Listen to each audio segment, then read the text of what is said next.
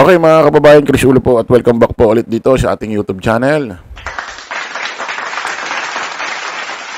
Okay, pag-usapan ho ulit natin ito. Itong dating miyembro ho ng Dabar Cards, dating miyembro rin ho, host ho ng kilalang noontime show na Itbulaga. Walang iba kundi ho si Mr. Anjo Iliana. Palakpakan ho natin mga kababayan. At least maganda introduction ko sa'yo, di ba Anjo? Bago kita banatan. Ito mga kababayan, pang ilang ano na ba ito? Pang ilang content naman natin ito kay Anjo Iliana. About dito ho sa issue, usapin ho dito kay Tito Sen. Dati na i-content nga natin ito. Yung ginawa niyang pagbenta ng painting kay Boss Toyo, na kung saan yung painting na yon ibinigay ho sa kanya ni Henyo Master Joey De Leon. Ulitin ho natin itong painting ho na ito binigay ho sa kanya ni Henyo Master Joey De Leon sa araw ho mismo ng birthday ni Henyo Master Joey De Leon. Kasi nga kadalasan ang binibigyan ho ng regalo yung may birthday. Ito ho baliktad. Yung mismong may birthday pa ang nagbigay ho ng regalo dito kay Anjo Iliana. Painting mismo obra mismo ho ni Henyo Master Joey De Leon. Ibinenta ho ni Anjo Iliana kay Boss Toyo yung painting. So, dito pa lang malalaman mo na mga kababayan, mayroon hong attitude itong taong ito. Itong si Anjo Iliana. Sipin mo, hindi mo lang binigyan ng halaga yung painting. Sipin mo, napaka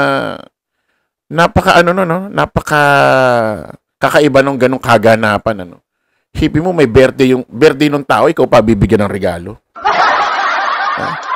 At hindi basta damit, Hindi basta kung anong bagay. Painting mismo. Alam mo naman ang mga ugali ng artist, mga kababayan. Pag yan gumuhit, lalo na kung pintor, artist ka, pag yan gumuhit, nagpaint yan, galing niya sa puso't isipan nila.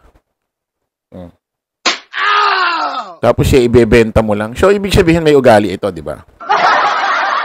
Okay, mga kababayan, ako hindi ko alam, kasi umaray ho itong si Anjo Iliana. Umaray ho sa mga vlogger na kung saan ay kinokontent siya or na tinatapik siya at pinagtatanggol ho si Tito Sen laban sa kanya.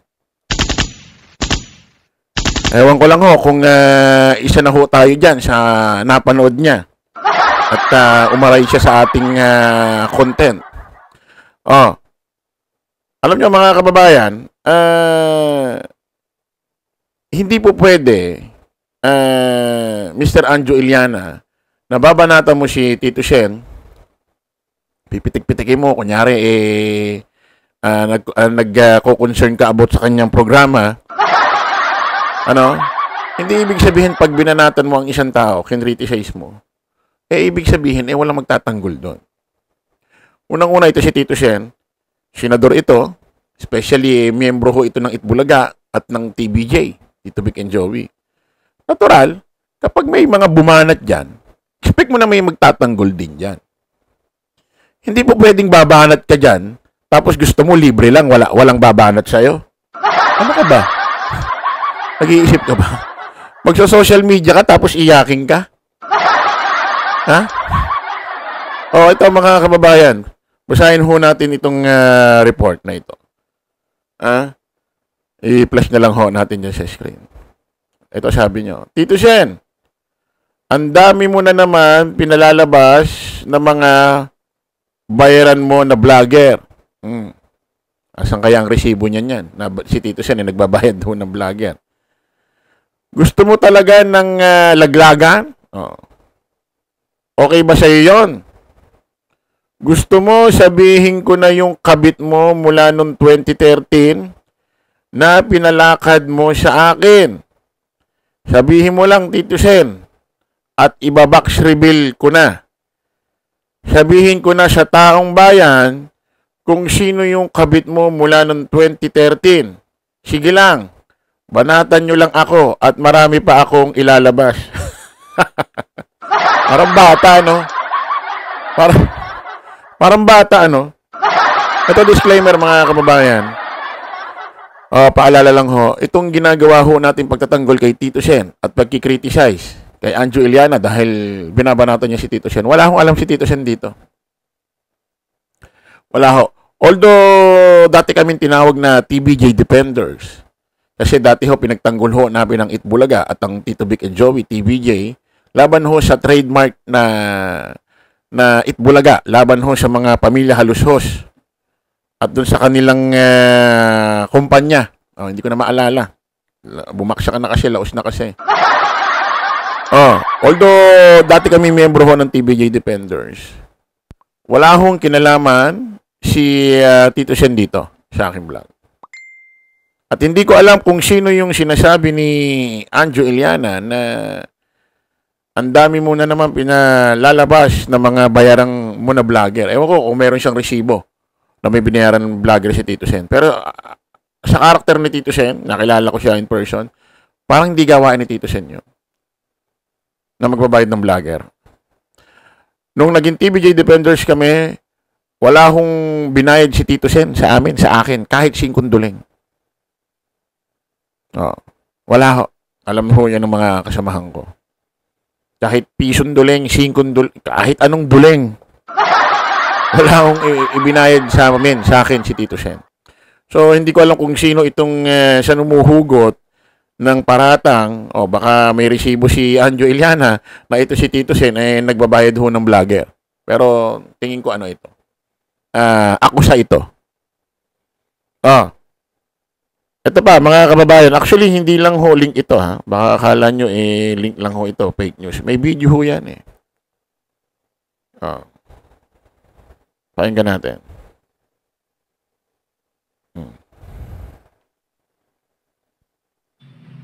Gusto mo talaga ng Tito Sen, gusto mo talagang laglagan? Gusto mo i-reveal ko na mula 2013 kung sino po yung kabit nyo, Tito Sen? Okay ba sa iyo, Tito Sen? Anong ganap sa mundo ng showbiz? Forward natin. Naglabas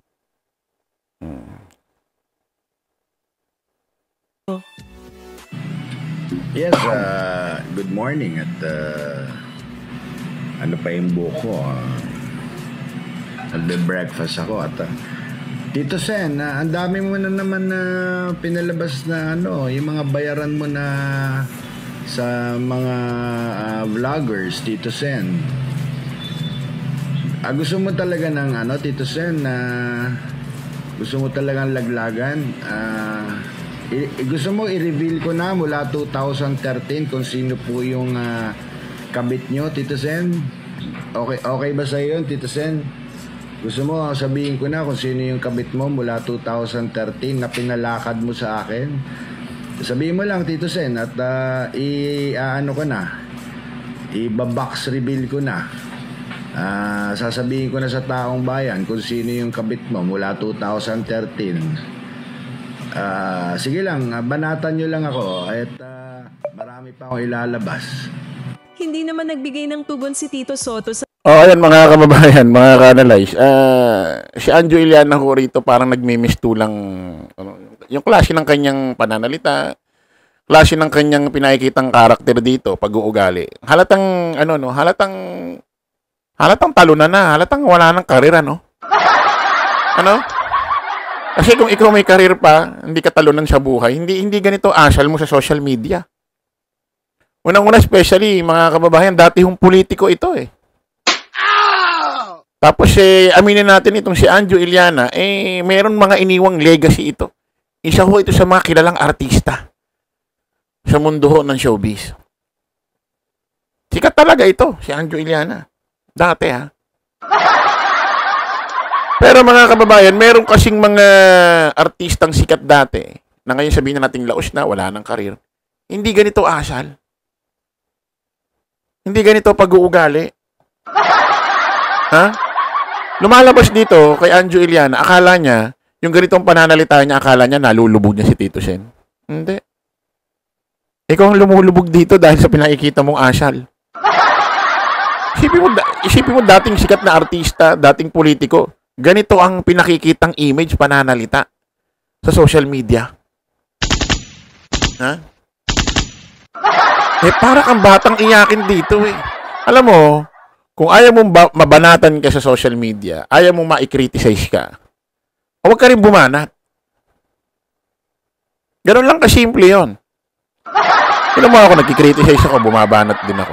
Kahit sino bumanat sa akin araw-araw, walang problema. Ginagawa ko eh. Pero ikaw, papasukin mo ang social media, papasukin mo ang mundo ng politics, magiging commentator ka sa mga iba't ibang issue sa politics. Tapos pag may nakapansin sa'yo at tinapik ka, ang sasabihin mo, o sige, subukan nyo pang banatan ako. Ilalahad ko kung sino ang kabit mo. Ano yun?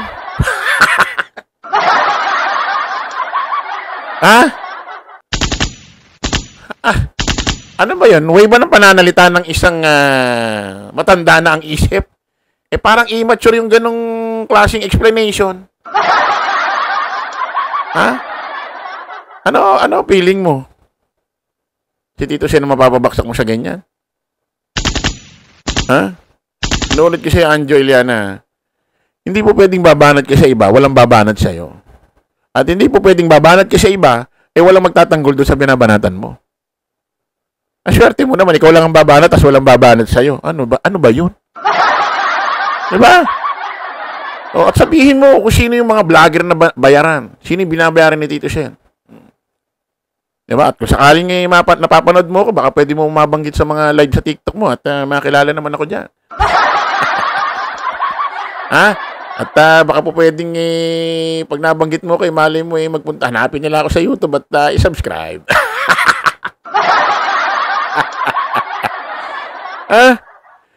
Putik magkikriticize ka, tapos pag binanatan ka, iiyak ka. Isipin mo, no, tanda mo na dati kang politiko, tapos dati kang artistang sikat, na ngayon laos na. Tapos ganun ang paliwanag mo. O sige, subukan nyo pa akong banatan. Ay, i-reveal ko kung sino kabit ni Tito Sen. Para... Anong klase? Ilang taong ka na, Brad? Ha? Parang galaw, parang pananalita, galaw ng isang immature yan, eh. Ha? Isipin mo. Anong ginalaman ni Tito Sen sa pagkikriticize namin sa pagtatanggol namin sa kanya? Anong kinalaman ni Tito Sen? Anong gusto mo? Kontakin ako ni Tito Sen. Please, ulo. Huwag mo nang banatan si Anjo. Kasi baka ilabas yung kabit ko daw.